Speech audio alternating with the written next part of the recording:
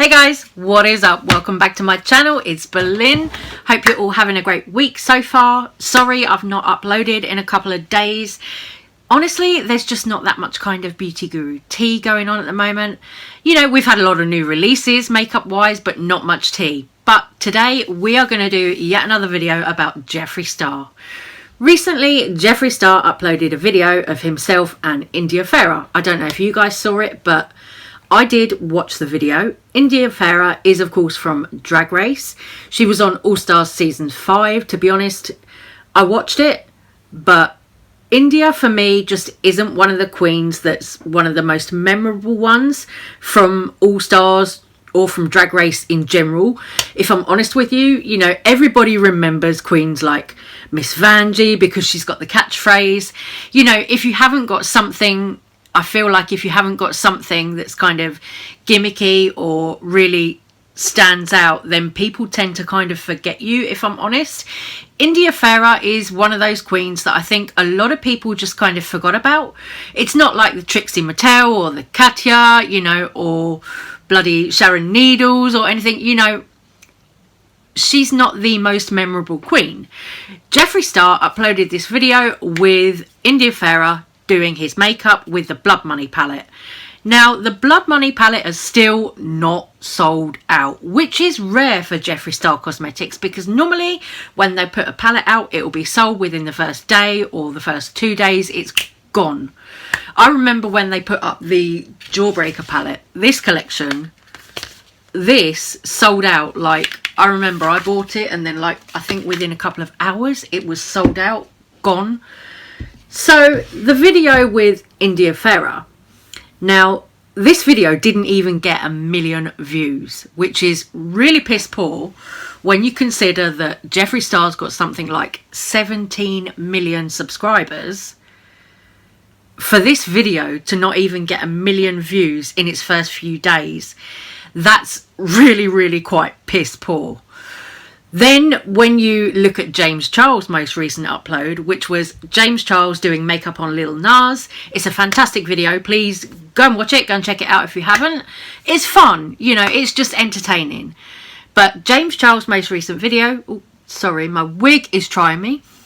James Charles' most recent video, that got something like 5.7 million views just in the first day.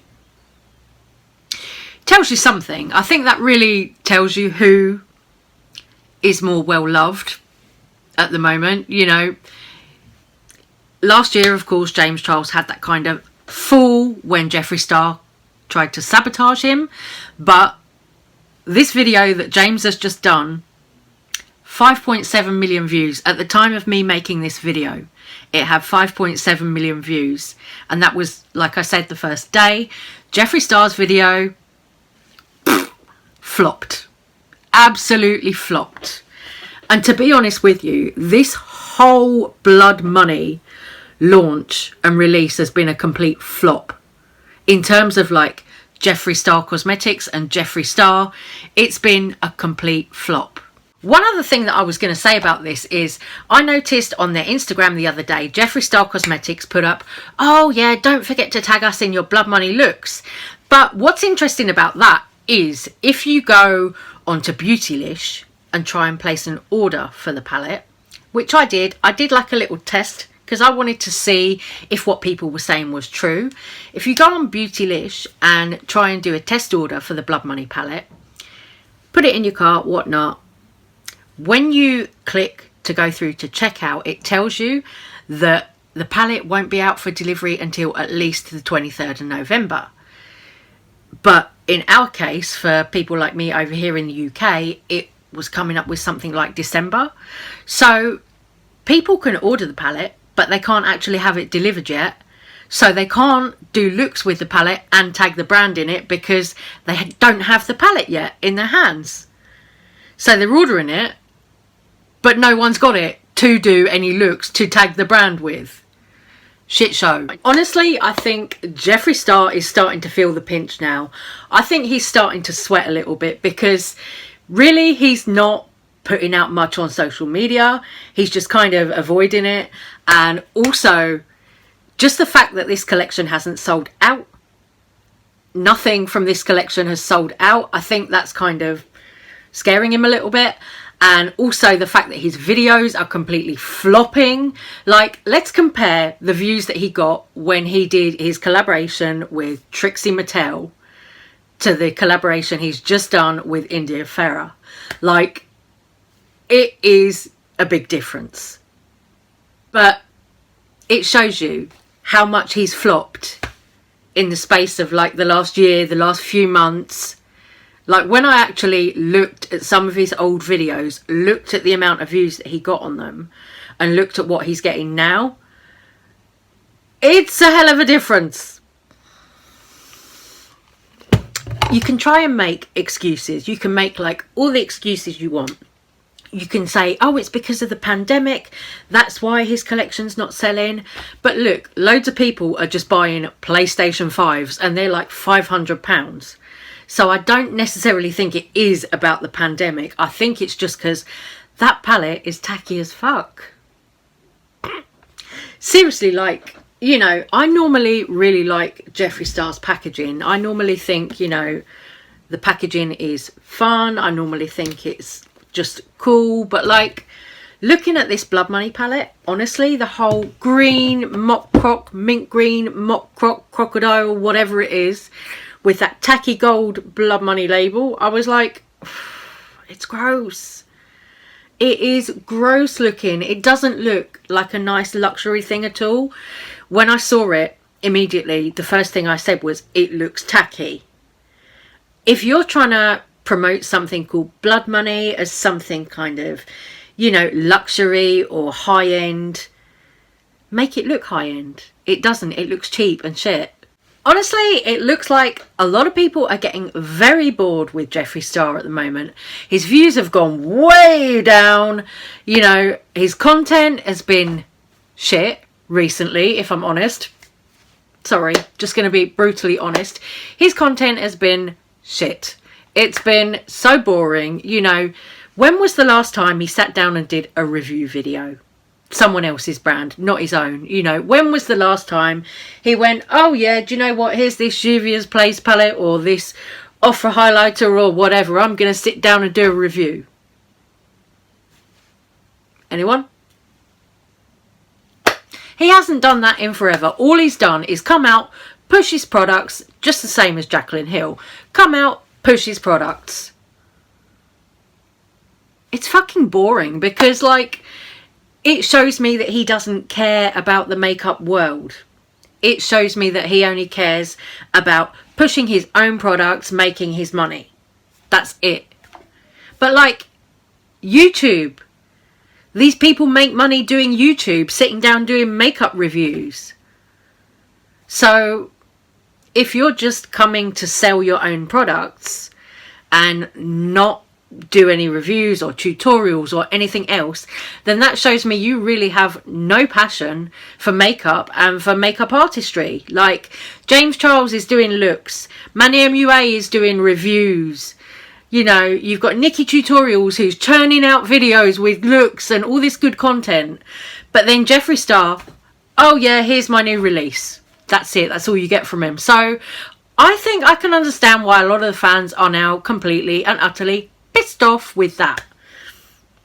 People are bored, you know, they realise that he's not actually giving them good content. Then you've got all the lying, all the shit that comes out of Jeffree Star's mouth. Honestly, I really don't think that he ever broke up from his boyfriend Nathan. People are kind of speculating that Nathan's coming back into the picture somehow. Honestly, Nathan never left, you know, he's always been on Snapchat, he's always been on Instagram. But for some reason, people think he sort of went away. No, he didn't. The other day, he was on Instagram asking to get his old Snapchat profile back. So, to me, that's kind of a little bit of tea because I'm like, he's asking for his old Snapchat back with all the old pictures of him and Jeffree. To be honest, I don't ever think that Jeffree and Nathan did split up. I really don't. I really, really don't.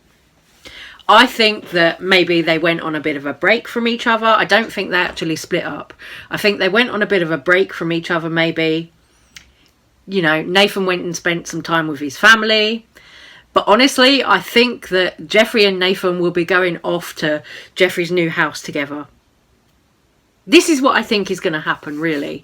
I think Jeffree is planning to go away to his new house with Nathan. I mean, time will tell, right? But also, did you see the other day, Jeffree Star put up a picture of the new PlayStation? Jeffree Star don't even fucking play PlayStation. Like, what the hell? It's like he's trying to stay relevant any way he can at the moment. He's grasping at anything. Anything he can to try and stay relevant. Oh, yeah, new PlayStation's come out. Oh, yeah, I'll put a photo of that up on my social media. That'll make me look relevant and down with the kids. No, Grandad, it won't. But Laura Lee and Manny MUA have just come out with their holiday collections. Laura Lee's is a nude affair. You know, it's very on brand for her. It's not necessarily what I would use, but it's very, very on brand for Laura Lee and her brand. It's a second version, a sort of second part to her Nudie Patootie palette. So it is kind of nudes, kind of neutrals, but the shimmers in it do look really good. I mean, as I said, I'm not too much one for like an all neutral palette. That's not really my thing, but I love Manny MUA's new palette. That new Lunar Beauty palette is gorgeous. The blues, like there's blues, greys, silvers. I'm like, yeah, that's me sold. You know, there's neutrals in it as well, but because it's mixed in with other shimmers and other colours, like the palette, the colour story, I actually think it's really unique. It's not like something that I've got in my collection already either. It's something different, you know, and the packaging is gorgeous. This black and blue packaging with the moon on it, the eclipse on it, it really, really does look nice. And then the photo shoot, Manny did it like all socially responsible. So he had CGI models instead of having real people there with him. So they were able to pull off a photo shoot and be safe about it. Unlike Jeffree Star, who of course had his many women in his bathtub with him. I don't care if you're COVID tested or not. It still looks fucking irresponsible, mate. But Manny MUA has done this socially responsible photo shoot, which I think is really cool because it's a way of adapting to this new kind of world that we're in with the pandemic and everything like that.